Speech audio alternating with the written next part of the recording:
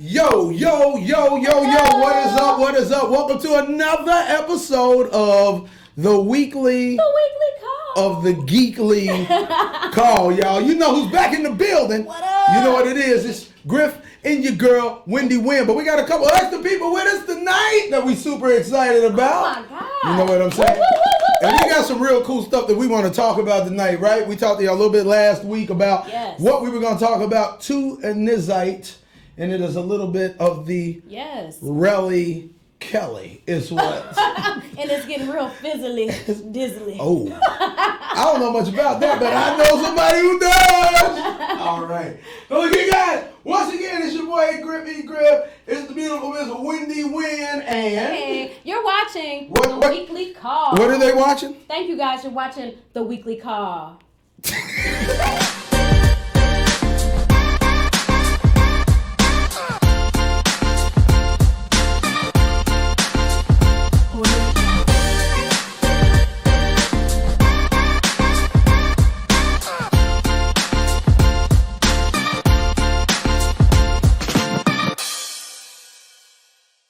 You know what it is right behind us. It wasn't there when we first started, but there it is right there. There. What are we talking about? Surviving what? R. Kelly, the aura. I think we just need to talk about it and get it out here in the open. But before we do, let's go ahead and shoot over to the second stage and talk to these two beautiful people. They're hanging out with us tonight, y'all. And that is Ariel and Adrian. Talk to them, y'all, for a minute. Hey, what's going on, you guys? It's your girl, Ariel. How you doing? Talk to him, Adrian. All right. Adrian is in the building. You know what it is. So look, guys, Ariel is going to be kind of just in this thing with us on a bi-weekly basis, right? Because I think that Ariel is up on a lot of stuff that I know I'm not up on. Oh, Ariel got all the tea. She got all the tea, and she's gonna be spilling a lot of the tea. So one thing I think that's a pretty hot topic right now is this R. Kelly situation. Yes. But I think right now, before we get to that, right, let's talk a little bit about Fizz. Ariel, I think that you might be the. Why are you looking over here like that? Because this tea is boiling over here. Baby. I'm just waiting to pour. Talk a little bit about this Fizz and Omarion situation. You shouldn't pour over. Yeah. Okay, so look, let's just get right into the juice of it all. Right. So there's a huge situation that's going on with Little Fizz and Omarion and Miss April. So those of you who do not watch Love and Hip Hop, but for those of you who do, y'all know what's up. It's always going down. And basically what's going on is, if you didn't know, Little Fizz and Omarion were in a group back in the day, B2K. You know B2K? Can you handle it? So love B2K. Yes, what? A couple different songs. No, what one? Can you handle it? You know, what was the show we were on? Adrian wrote that song. I did. Yeah. Okay. He looked like he could have been in the group. Okay. No, I look like I can sing, but listen. Yeah. No. Adrian looked like he got many talents. I mean, from over here. Okay. well. Okay. So subplot. Yeah. Writer, dancer, producer, engineer. He could be whatever he want to be. Well, you know I'm glad funny. you recognize that. No, you on point. I see you, right. I see you. Adrian came to our performance because I didn't know he was coming, right? I had talked to you earlier, and I was like, man, are you going to come to the gig? And he was like, dude, I don't know. I might have some things I got to do. And but he came on out anyway and represented. Let me tell you something. The man videotaped me doing my shit, right? You understand what I'm saying? Didn't he? Right? And then sent it to me before I got off stage. Ain't nobody ever done me like that before. Production too. Yeah, got the production too. Okay. So you know what it is. He done got hired. Yeah. Real recognized real. But go ahead, Ariel. Go ahead and talk to us about this Fizz Omarion thing. You got the tea. Okay, yeah. So this is the juice. So Omarion and Lil Fizz were in the same singing group. April is Omarion's baby's mother, so they have 2 children together. Now, April and Omarion have now subsequently broken up, but after they were while they've been breaking up, she started dating his band member. So, yes, and his band member is Little Fizz. So to anybody else would be like, that wouldn't be a big deal. They're not together anymore. But Little Fizz and Omarion have been friends for like 20 years. Their kids call Little Fizz uncle, so I wonder how they're going to do now. Thinking of him as their stepdad. What? Yeah. I mean, because, like Lil Fizz and now April together, supposedly she's supposed to be expecting, which I don't know how much that is really hot tea. That's kind of lukewarm from my end, but you know. Well, I do want to say this. I read today that That's that it's over between April and Fizz. They split up, and so Wendy got a little attitude about that herself. And would you say that's equivalent to what? I mean, I just felt some type of way. I feel like, how dare you break up with me after I gave you a kidney? Right. Right. No, but I just felt like all that. I mean, to me, it's kind of like homie hopping. You know what I'm saying? And then you just that quick, it's over. Yeah. So. I mean, I don't know. Adrian, what you think, it bro? ain't a good look. It ain't a good look. How long? What was the expected date for this thing? How long was it supposed to go on? I don't know. It's all temporary, right? I mean, you might want to talk to your girl next to you. Well, see, this is my thing. Uh-huh. You know, I think that there is a time limit on good deed, especially if that's all it is. And I think that it might have been the time limit was the good deed. Because, you know, Lil Fizz has put up a couple pictures with a couple nice prints, and I don't really know if that's true He had or the not. gray sweatpants on? Yes. Oh, girl, I need to get that tea. So I think that she was pulled in by the snake, and then he stopped making it shake. Okay. So maybe that's And what apparently it bake. That might be very, very true. So I mean, There is an expiration date. So I mean, it's an expiration. Adrian, bro, tell me what you feel about this, man. I think that was good marketing. Woo! Ooh! Yeah. Okay. Definitely Oh. good I'm with marketing. Adrian. Could it be a little bit of marketing for the new love in hip hop? Look, we're talking about him. Hello. Tell what Adrian? What's up? I mean, that was just a strategy. That was a good one too. Right. And I'm gonna say this. I know we're not on the R. Kelly thing, but after researching that, and I feel like all of that is the second one to me. The second one is second documentary. It's just all about monetary gain. I think it's propaganda. I don't think it's the intention is not about exposing people, molesting kids. I don't think it's about that anymore. I think people now are like, hey, let's profit off. I think this is a good segue to jump into that R. Kelly situation. Let's go ahead and do it because I want to know how y'all feel about it. Because here, the way I kind of feel about it is, and I'm just going to be straight up and down with you, if you were over the age of 18 when you met Kels, I have no sympathy for you. That's my feeling. There are a lot of the women on these documentaries that I believe that I know were over the age of 18 when they met Kels. Mm-hmm. And if you hung out in that space, and Kels wasn't holding you hostage and keeping you gated in and barred in, and all you had to do was leave. I can remember the first documentary. The reason I got amped up about the first documentary is because my main thing was I want to see how they're going to escape, because I was sort of like, what did they have to go out the chimney? Did they have to go out, jump out the window? Did they escape through a tunnel that they built in the basement? And when I started realizing, watching those documentaries, that all they had to do was leave.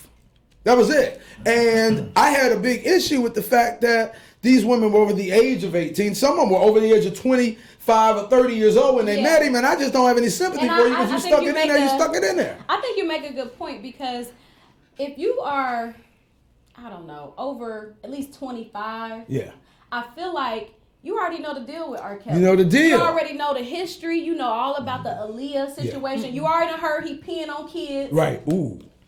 You already heard about it. Adrian had a problem. I'm just saying, allegedly, whatever. But you already heard the story. So you are aware. So I feel like at that point you were no longer a victim. Right. You were a willing participant. People might backlash me for that. I wouldn't necessarily backlash you. I just think that some men are, for example, R. Kelly was very good at picking the women that would go for the stuff that he was booking. And I agree with that too. And on top of that, I feel like men like that pick women who don't necessarily have really good relationships with men themselves, because it's kind of like filling a void. From all the stories that I kind of heard from the women, they all sound like they was missing something. Whether it was somebody who let them feel vulnerable, whether it was somebody who was buying you things or showing you a good time, or like, for example, with the story with Azriel, she is supposedly just got out of a psych ward 2 weeks before she went to the R. Kelly concert. She was also a child, but regardless if she was a child, her parents was grown, right? And they still set her up to be in a situation that's that an issue too. And that's an issue too. And mental illness doesn't fall far from the tree. So I just feel like you know, yes, they all could have walked away, but I also think that R. Kelly was good at picking people who could be preyed against. Yeah.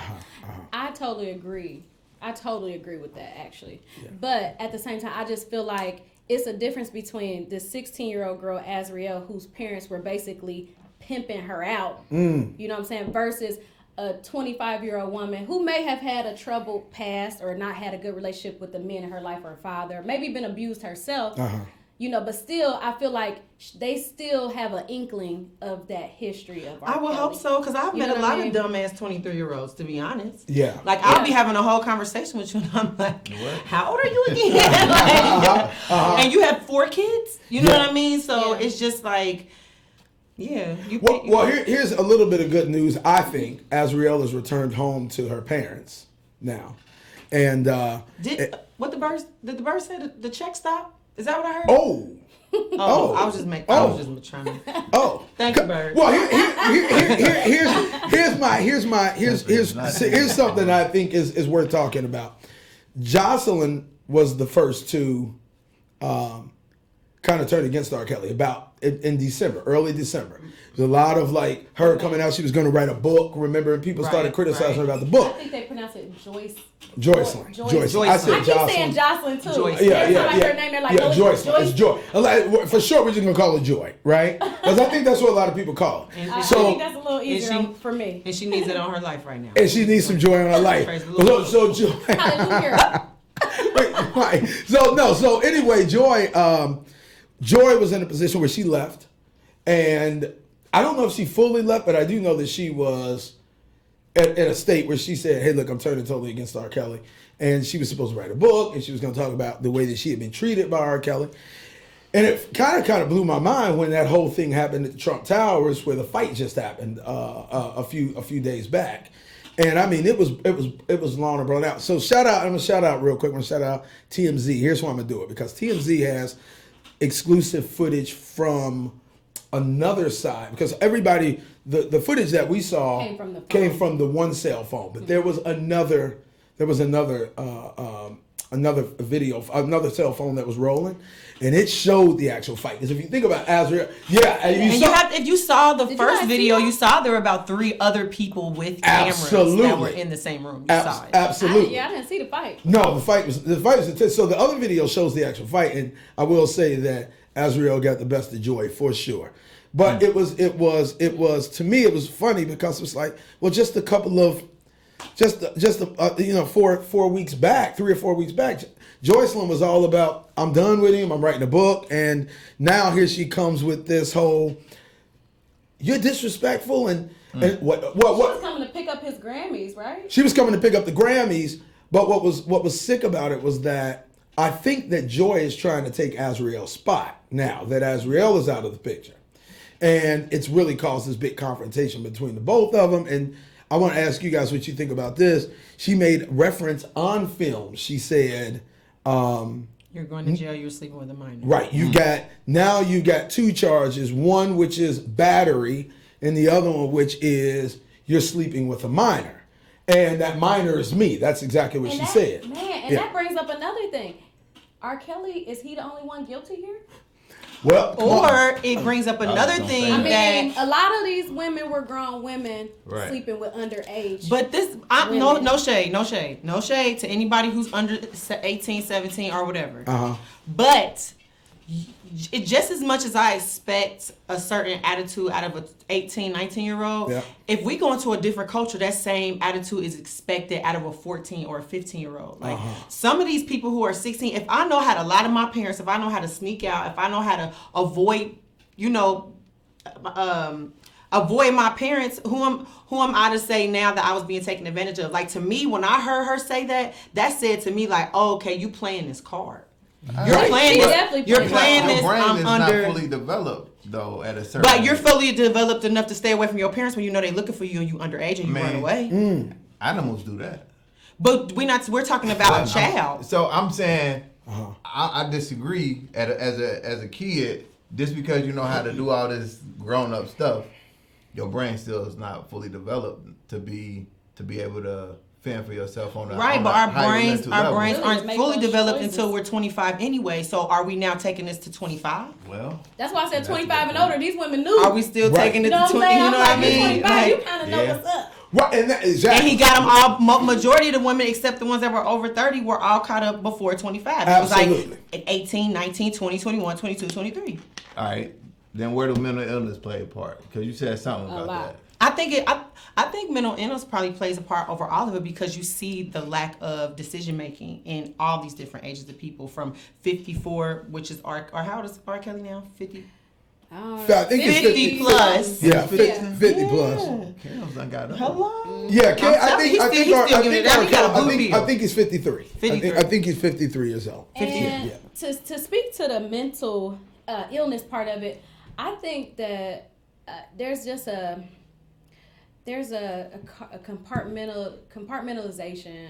There's something that happens in your brain when you go through trauma, when you go through abuse. And, you know, like I was telling you before, I would never try to justify what R. Kelly has done to these women and these girls. However, I can't dismiss the fact that he was once a victim. Right. himself. Absolutely. And that did something to him and to his psyche, and he wanted to repeat the behavior, you know, that happened to him. Yeah. I mean, at some point he had to grow a conscience and say, "Hey, I'm a grown man. I need help." Yeah. But I mean, there was some part of him that, like you said, when your brain is not fully developed and you know you're making decisions. Yeah. Question then. You know what I mean? Yeah, So yeah. I'm not justifying, but I can't So- totally let not consider that. Do they have some courts say, okay, we're not gonna try this guy because of a particular mental illness? Some say incompetency, and some of them is just some type of mental illness. I don't know what they are, but do we excuse him? I used to work with sex offenders, and 90+%, maybe all of them, were victims at some point. So that tells me that if you are a victim, You can become you gonna become a predator. You have a high potential to become one. Right. Yeah. So yeah. do we excuse that because of Yeah, and then another thing, speaking of that, you know, I have family who have been in foster care and, you know, lived in group homes and things like that. And most of the molesting that happens is by the other kids. It's usually not, you know, the foster parent. It'd be the other kids who have been molested. Then they molesting the other kids that are in the same home. Yeah, I mean, So, I'll tell you what, he's still circumstances and everything. but I will say this: he still has a loyal following of people course. that totally support him through this, because I think there are a lot of women out there, a lot of women that feel like the women are full of shit. And I've been seeing a lot of things come up where they've been talking about the setup. I mean, you know, I don't want to go. We definitely didn't say we were going to discuss the Bill Cosby situation, but I think it's somewhat relevant to this case. And I mean, I got a question. Is there? I almost feel like with 30 years later. I think R. Kelly was under the assumption, and Adrian, you might know better the law here, but I think R. Kelly was under the assumption that since he had been acquitted the first time for fooling around with underage kids, that he would be, he would fall into that non-double jeopardy situation. And I mean, do you know if does that still stand? Because the thing is, or do they just say, hey, these are a whole new set of fresh charges? Can he now say, can he say, well, I've been acquitted of that? Because that doesn't make any sense to me that he can say I've been acquitted of that, so now I'm okay to just fool with as many kids as I want to fool with because I can't be tried again for that. I'm not sure. He's saying that he said that. That's to make himself look a little bit better. I mean, saving face by saying that. But, essentially, when you got some new evidence, some new information that you didn't have, even if it's the same thing with a new set of things that you can add to the pot. Well, we didn't know this before. This is something that'll definitely change the game. So yeah, we can go ahead and present that. I mean, how many of us feel this way? And I'm gonna just go around the table. How many of us feel what Ariel just said about 5 minutes ago, that maybe all this is starting to come to pass because the money has started to run low? I mean, we hadn't heard anything about this while his money. Well, I mean, and I'm talking about even the parents.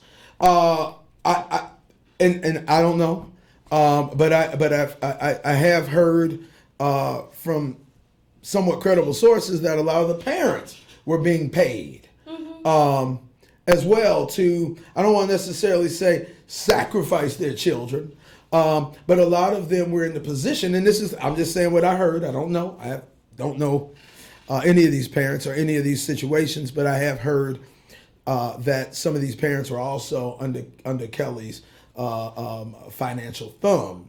And I feel like now that some of this money has started to run low, I mean, what are we looking at here? Are we looking at really? Because here's one thing that really frustrated me about this first documentary, and even this second one, is that I heard a whole lot. What I felt like I heard, and I'm going to go against Ariel just for a second. I agree with you, Ariel, on the fact that a lot of these women have been broken. But what I heard on, what I feel like I heard on the documentary were a lot of bitter women who had gotten to the point where, and I'm not talking about underage, I'm talking about over the age of 18, bitter women who had gotten to the point where they were just fed up because the money ran out. They were fed up because they thought that they were going to be R. Kelly's one and only girl, and they felt like they couldn't take that spot. So I feel like I heard a lot more of that, and I didn't hear, and I'm going to tell you what I didn't hear enough of. I didn't hear enough of these older women going to bat for the underage girls. See, that was my problem. It's like, I hear a documentary of a whole bunch of grown folks that are just pissed off at R. Kelly because they didn't get what they wanted, or they're not getting what they want. But I was under the impression that our main focus here was the fact that he was fooling around with underage guys. I mean, there's a billion bitter women running around with mad at men every day because they're not getting what they want. But is that a crime? That's not a crime. And is it worth making a documentary about? Yeah, that's why I say I think there's true victims in this situation. Those kids that were underage and their parents allowed that. I consider that to be a victim. I do too. Okay, to me, that's a true victim. Yeah. Okay. Yeah. But a 30-year-old woman who goes and leaves their kids and is actually participating in sleeping with the minors. Yeah. And you're not in my opinion, you're not a victim. You're not a victim. And that money was talking. And you wanted to get them bills paid. That's right. Talk to him, Aaron. Okay. I mean, no offense, from my generation, everybody trying to get some bills paid. When you are 9 times out of 10, when I graduated. I ain't knocking the hustle if that's what they own. No, I totally get it, but I feel like a lot of these girls, mothers teach them how to use themselves to get what they want. I don't care really how old you are. No shade to nobody. I've worked in strip clubs. I know there's girls that have IDs lie about their age, say they're 18 and they 15. And nobody will ever know because you come with legal paperwork that shows that you're of age. So then if someone gets caught dealing with you and I've been told that you are 18, I done seen your ID, it shows me that you're 18. Not saying that this is what these girls have, but you know how to sell what you're trying to give. And I just feel like we don't really, instead of us putting the responsibility on the fact of the foundation that there was lack of for a lot of these women, we put it on like, oh well, yeah, this just never should have happened to her. Like, my parents were together for 33 years. My daddy always wanted to know where I was. And it amazes me that these girls that were so-called taken had a mother and a father. It wasn't necessarily back to that mindset. No, I totally get the mindset, but if their parents' mindset was like Joyce's father, he was so big on his daughter having this career. Every time he's on TV, my daughter this, my daughter that. But if you cared that much about your daughter, like my father did, who at 16 got me signed to LA Reid, who at 17 I was on American Idol, he was on my ass though, right. Because there's a common goal that me and my daughter have for each other. Right. So unfortunately for me, it's like, y'all knew what was going on, just like with your daughter. Like, who don't want to live with R. Kelly? Right. Who doesn't want to be 17 and I move? I would have moved. Come on, Kels. What's up? What's up? Yeah. Can I get a working baby? Daddy have let you. Exactly. You know what I'm saying? That's what I'm talking about, the different mindsets of parents. These parents were willing to basically sell off their kids. But who's to say that they knew for, from the beginning that I believe their child was going to get sold off? But I'm just saying. You know what that is. Their parents are Did you really wrong. think if I let my child go with R. Kelly, she was going to have a thumb in her butt? But I'm saying, your daddy, okay, you I say would. that, but your daddy wouldn't let you go because he know what's up. No, my daddy going to let me go. He's going to go with me, though. Yeah. That's what I'm saying. Period. Exactly. The point. That's what I'm saying. Yeah, we still going to get that check. Yeah, we all don't. Yeah. Well, you know, there was a case. Check this out. There was a case when Destiny's Child, the four girls. This is the four girls. When they were younger, R. Kelly wanted to produce a couple of songs on them, and Matthew Knowles would not let them do the session because I think it had something to do with him being alone with the girls, and Matthew said, "Nah, not gonna do it." And it was because obviously he had seen the same thing that all of us saw. He was like, "Hey man, this guy's been convicted of." First of all, marrying a 15-year-old girl. Yeah. Okay. All right. Wait. Look, even though you just brought that up, that's what's so crazy because throughout all of this, I think I was like 11 when the case happened with R. Kelly or whatever. And I remember people talking about it, but it wasn't like something that had stuck out to me like that much. But like getting older and still having an idea about that, it amazes me how people are able to compartmentalize R. Kelly, which is really why a lot of this stuff is able to kind of pass through, because if you've already known that he's had these situations going on, but I still want to step in the name of love, what am I to do? Ooh. And I do know that Ariel made reference to myself and Wendy, and then we're gonna get to you, Adrian, about how you feel about the money situation. But she did let us know that at her wedding, she would still step in the name. I'm look, baby, I'm with you. We're gonna be stepping together. Step in the name of love. Clap in the name of love. Hey, real good.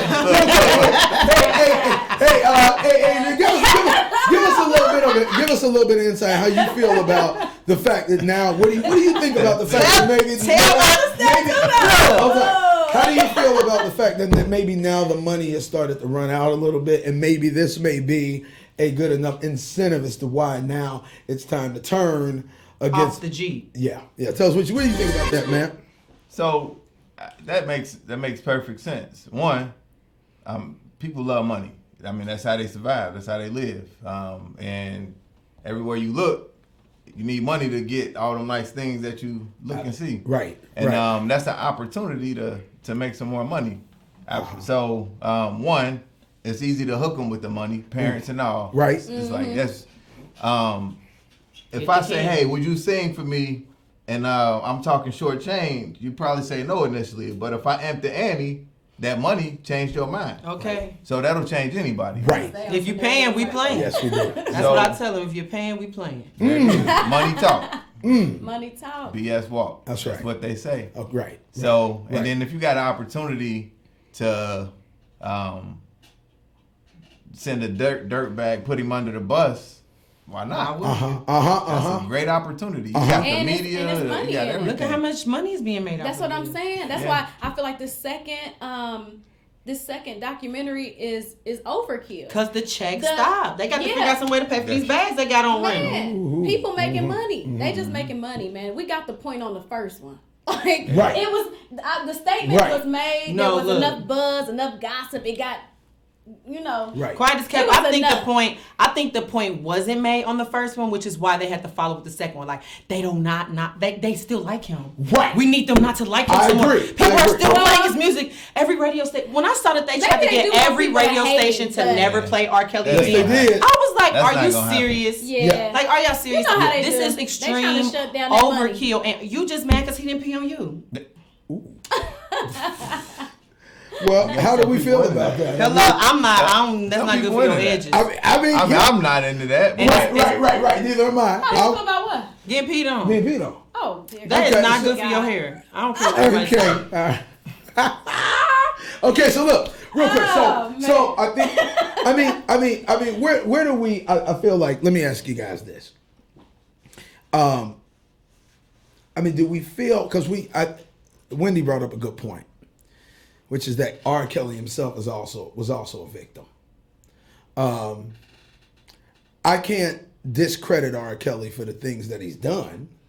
I can hold him accountable for the things that he's done for sure. But I'll say this, I'm not going to let any of those parents off the hook. And I do believe this is the one thing that Kels was very, I had seen check this out. I had seen another podcast, and they were talking a little bit about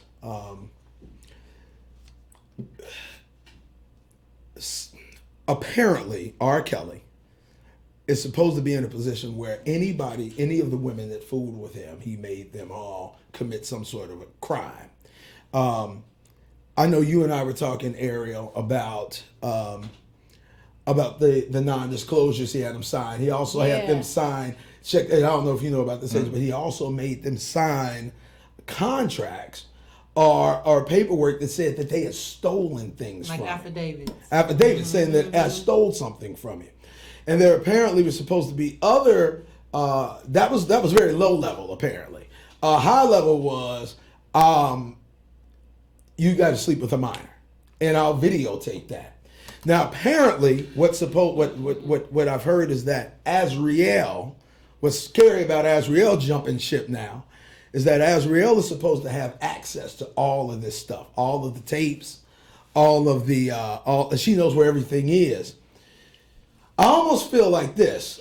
When I saw R. Kelly on that Gayle King interview, and he was just going in and, y'all playing with my life, and he was crying, I believe that those are true tears. Now, not necessarily tears of, I'm sorry for the things I've done. Repentance, but right, not out of repentance, but almost like, don't catch me. Yeah, I feel like he's been like this. I feel like he's been like, hey man, I've been keeping it hood this entire time. Yeah. I ain't told on y'all, but y'all finally I don't think he can even believe that this is happening. I think he's sort of like, he felt like he covered himself. Yeah. You know what I mean? He went through great measures. To say, hey, I'm not the only bad person. Right. And so you slept with a minor too. I think and I think he truly felt like I'm good. Yeah. Nobody's gonna come forward at any point, because if you do, you're condemning yourself as well. Yes. And what's happened is they're all starting to come forward. And he don't know what to do. And he don't know what to do. It took his power away from him. They took his power away from him. Because he never seemed like he cared to me in that interview. He never seemed like, somebody genuinely feel bad. Yeah. I never got that. I never got that feeling like he felt bad about anything. I don't think he was just mad he got caught. I don't really think he honestly feels bad, because if I was a man who was in his position, who probably, if I'm just thinking about the things that he's been through, probably, most people who are preyed against become a predator themselves. Like, he's probably like, shoot, I grew up to be okay. Y'all gonna grow up to be okay too. Like, you know what I'm saying? But he ain't okay. But that's he doesn't. So that's why I'm saying I don't know if he necessarily feels like he did something wrong. Like, I never chained y'all to the wall. I never said none of y'all could leave. I never made you, not feel like you can't go on with about your life. The thing that stuck out to me in that story, and I said this to them when we were talking about it before, every single person, every one of those ladies in that house, when they left, they walked out the front door. They walked out the front door. With they stuff. Woo. See, now that's what got me. But you gonna leave that damn purse. You're not taking it. Right. You're not taking it. That's like where you came from. Right. Where my shit? This ain't no free fall. I truly believe this. I truly believe, and I've always said it, I don't believe R. Kelly was holding anybody captive. I truly believe that what he had was known as a closed door situation. Right. If you leave, you can't come back. Right. And those girls, the one girl on the first documentary, and I forget her name. I guess I need to come more prepared next time. Not the little boy, because she went back. Right. But then left again. But there was the one older girl that said when she got to the airport, she said, I'm going to pick up my phone and I'm going to call him. And and she was crying. Even in the documentary, she started crying. As I guess all those emotions came back to her at that moment. And she said, and if he doesn't pick up the phone, I'm never going to call him again. And she said she called him, he didn't answer. And she broke down at the airport. Right. Now here's a woman who's supposed to have been held captive against her will, forced to drink feces and eat feces and but her breath was probably stank. Okay. Well, I mean, but I'm just saying that I believe he had a closed door policy. If you're gonna ride this out with me, you can ride it as long as you want. But after that, once you leave, you can't come back. And that was what I believe most of the girls had a problem with. I don't believe he ever held a gun to anybody's head and held them captive. I agree. I do believe that the younger girls were brainwashed. And I do believe that brainwashing is a form of captivity as well. No, they were brainwashing. Yes. They were brainwashing. Yes, they were. They were brainwashing. I'm not going. Okay. I'm not going. Only because I have brothers, and all my life I have been around fast ass girls. Like I've just met them. Like they parents let them do kind of like what they want. I used to be like, how are you spending the night over at my house? You're 15. Like how does your parent? And maybe because like I said, I had a father who like really cared. But I mean, how are you allowed to do that? And then if you get pregnant. Is that baby your responsibility or your parents' responsibility because they let you go do it? And then, okay, on top of that, I got a question for y'all on this one. For example, if Azriel's parents really need to be held responsible because she's partaking in behavior as she does, when a mother has a delinquent son who goes out here and tears up stuff in the street, is it her responsibility that her child is delinquent? If he underage, you responsible for your kids. You are responsible for your kids as long as your reach can be to them. Because these they kids, still responsible. They under 18, you're responsible. So that's what I'm saying. So since these delinquent boys who aren't listening to their mamas, who's single, got all these other kids, trying to raise them, put them in school, they decide to skip school when she drop them off at school. He decided to leave the building and go do this, that, and the third. So should she go to jail? Yeah, I mean, that's what they say. She could go to jail, or he might have to go to jail. She could, but 9 times out of 10 in our community, we all know that young boy is about to go to jail. Yeah. I mean, but underage or not, and might get tried as an adult. Azriel's parents ain't going to jail. But should she be? But that's what I'm saying. I think they should be more responsible. Should it have been her responsibility that she should have maybe been more open with her being underage? Because even with her talking about the fact that Joycelyn slept with her, didn't nobody know for sure that she was underage. Even the lady who talked about the 14-year-old, even the lady who talked about the lady who slept with the 14-year-old back in the day, she said, I didn't know she was underage. She was like, I knew that she looked young. Mm-hmm. But I'm turned up, probably popped the bean, drunk, all types of stuff. I don't know if this girl's 14. What was her name? Gayle King. On the Gayle King interview, that's what Azriel ended up saying, that they lied. I don't think that's Azriel said my mom and dad even lied. But what if I lied? 18. What if I lied? What if I lied like I lied to get in the club? That's a different story. You're right. What if I lied though? Yeah. They did lie though. What if I lied? And no offense, like I'm 5'9". I've literally been 5'9" since the 7th grade. Like I literally shot up. I've been this tall. People used to always ask like, how old is she? My dad used to be like, she 11. They'd be like, what? She 11? Mm-hmm. She big as hell. Like, you know what I mean? But you see kids like that all the time. I just was working down at Taft. Like I used to have to tell the kids down there all the time, like, yo, I'm grown. If you lied to the other person that's participating, they know that you're an adult. I mean, they know that lie. But that's different than I think not they knew knowing. That little girl was 16. Though. Let's just say I don't ask. They know. And I do it, and I don't ask. So that means I don't know. That you can't use that defense. Nah, but all them girls lied. Then they had to, like, because even Azriel, who's this number one minor, who's probably in most of the cases surrounded around because she was supposedly underage. She was 16. She even said herself, she was 16. I and everybody else lied for him. Yeah. I openly lied. I know I lied to these women about how old I am. So why now am I using it as a defense? Well, one thing right now is Azriel is supposedly your brain worked that damn. Azriel is supposedly right now she's supposedly in the process of working with the feds on this case. Her check stopped too. Yeah, her check is stopped. But do we think that Joycelyn will eventually see the light, or do we think that she'll try to hang in there as his? I mean, what do we think about that? I mean, she's a beautiful box of rocks. I will say that. Yeah, I agree. She really is a totally beautiful agree. box of rocks. I think she's a really pretty girl. I mean, a beautiful box of rocks. But no, I think I like, I wonder if Joycelyn will eventually come to the light now that Azriel is. Because here's what's crazy. And I wish I could pull up images. But Azriel, now that she's back home with her, like if you pull it up on your phones or your tablet or anything, she doesn't even look like the same girl anymore. She looks like just the young girl that she was when she left. I mean, a couple things changed though. Because I did realize that her and Joycelyn must have got their boobs done together. I think so because they're huge. Yeah. And I don't know if they refinanced or if they paid for it straight out, but the check stopped. Yeah, the check stopped. I got to pay for these nipples. So anyway, wait a minute. Is it Joycelyn? No, Azriel. She did recently, I think, send out a tweet saying, what did she say about being 17?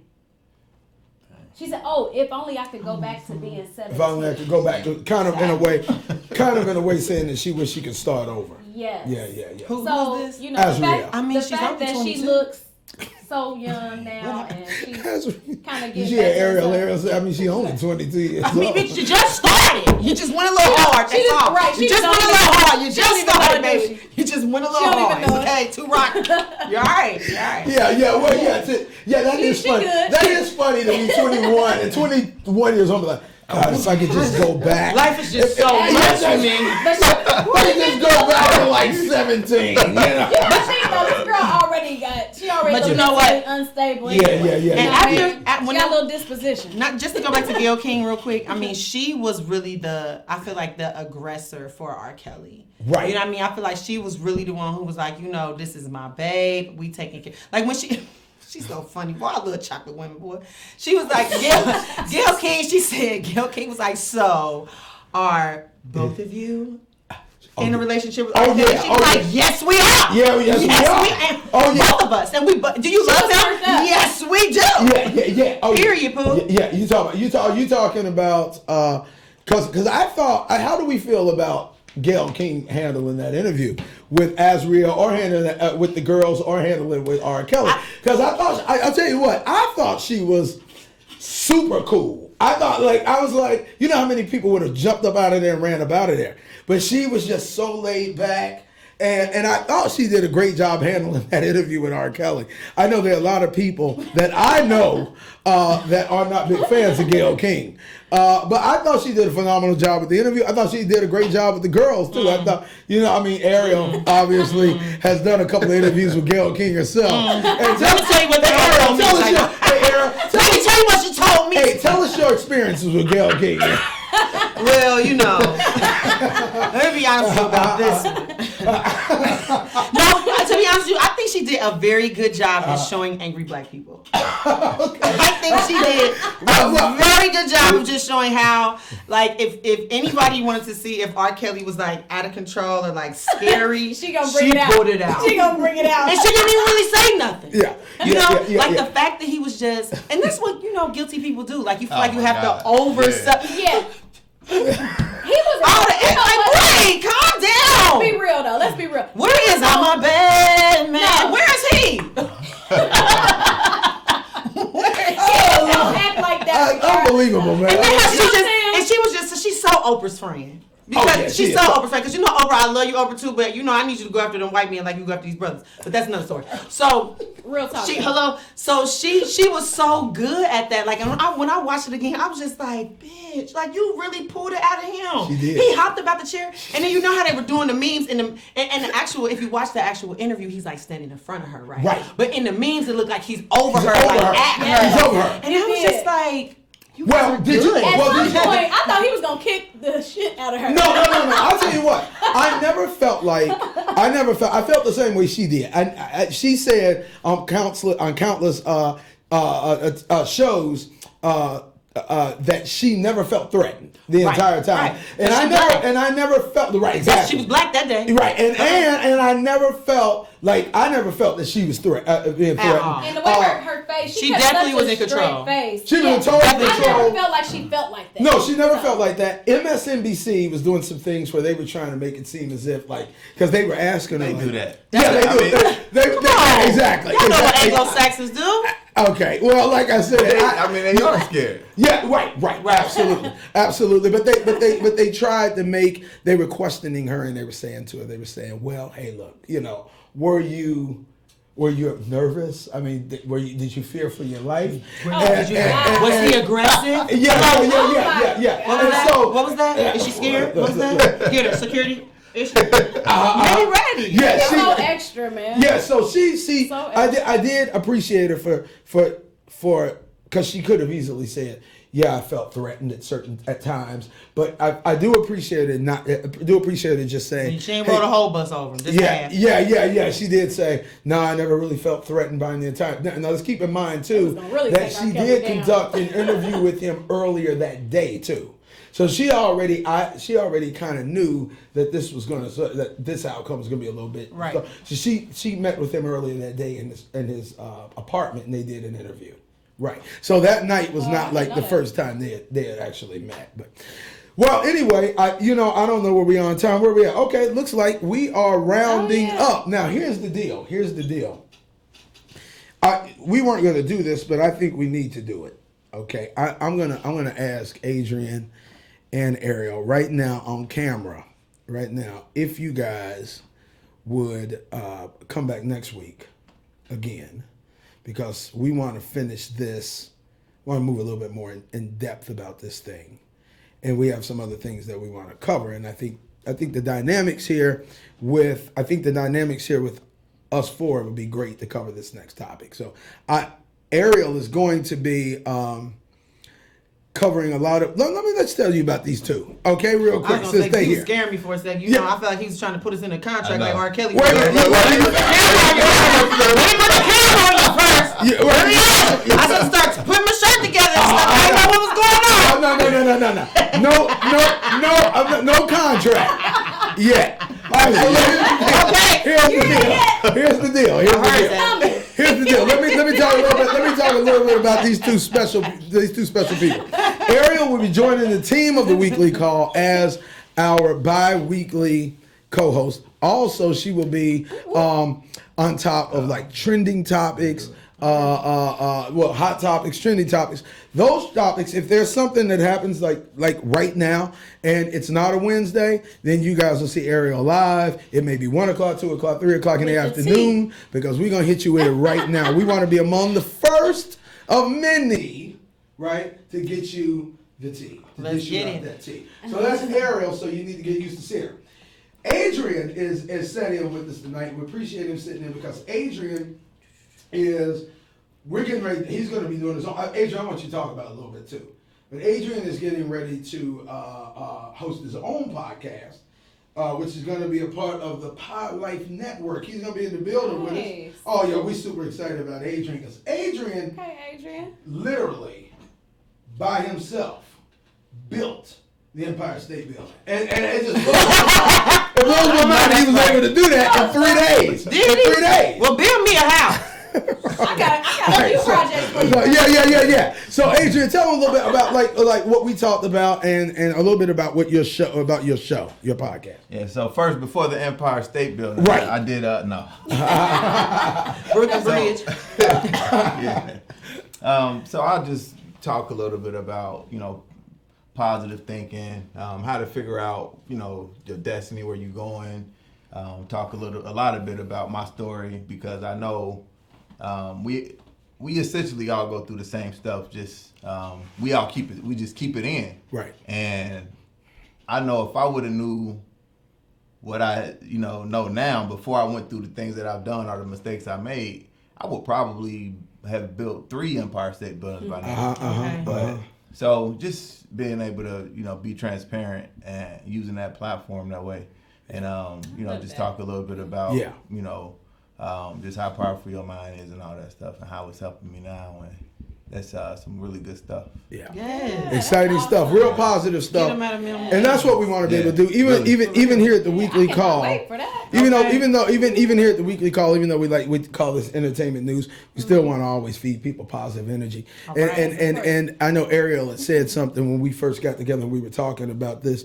She said, I think it's important that we definitely knock on the subtopics of this, which I think is where because R. Kelly's not the first to be involved in these kind of situations. Man, it was so many people that and he won't be the last that were exposed. Well, he won't be 2019. Yeah. Well, and they're not the first. This stuff has been going on since the beginning of time. Yes. Yeah. Only black So it's nothing new, but it is a lot more cameras now. It is important. It is very, very, very important for us to really dig in on the subtopic and find out what the deeper issue is, and because I think at the end of the day we're dealing with mental illness, and abuse and trauma. So that's why I said I want you guys to come back next week, because I want to kind of dig a little bit deeper into that subtopic. Anything, Ariel? Just your energy is so insane. Give them a little outro. For yourself and Adrian, because I think you could do it for the whole crew, but just do it for you and Adrian. We're from the chocolate table. Talk to him. No, you guys, it is so awesome. I'm so happy for this opportunity to be able to come and hang out with you guys and just talk about the tea, and then also the positivity. So, the positivity. Yes, it's going to go down. So I hope you guys stay tuned. Tell your friends, tell your mama, tell your grandma. See you guys next week. We appreciate you coming out. Once again, you are watching the weekly call. Now, here's what you need to do, right? Let them know how they need to notify the notifications. Turn on the notifications. Yep. Like, subscribe, turn on the notifications. Yeah, keep the notifications on, or you can't be notified of the tea. Here's the deal. And also, please go on our website, www.theweeklycall.com. Right there. Also, check this out. You can subscribe to our YouTube channel right from the site. You never even have to leave the site to do it. Also, to join our text messaging list, apparently Ariel's not on it. Real weird stuff. Shay. Real weird stuff. Adrian, you're on it, right? I'm on it. Oh. Shay. Okay, that something ain't right. But listen. Here's why Ariel's not on it. Because Ariel did not text call to 818-392-8848. Oh, is that a new number? Once again, if you want to join our text messaging list, be sure to text call, CALL, to 818-392-8848. This week we did it with no commercials. Next week we will be adding commercials. You're going to understand why. So we're going to be giving you guys some real cool stuff, so you're going to want these commercials. Today was just a straight through thing. Hopefully you enjoyed it. We enjoyed it. It was good. Yeah. It was juicy. We enjoyed being here with you. We felt the energy was cool. What do you guys think over there at table B? Table black feels great. I mean, what y'all think? Did you have a good time tonight? That was so fun. Did you have fun? Come on, let them see your eyes. Look, y'all, we appreciate it. I did it too. Hold on. Hey, look here, man. God bless you guys. We appreciate it. On behalf of Adrian, on behalf of Ariel, on behalf of Wendy, and on behalf of the Weekly Call and myself, God bless you. See you next Wednesday, y'all.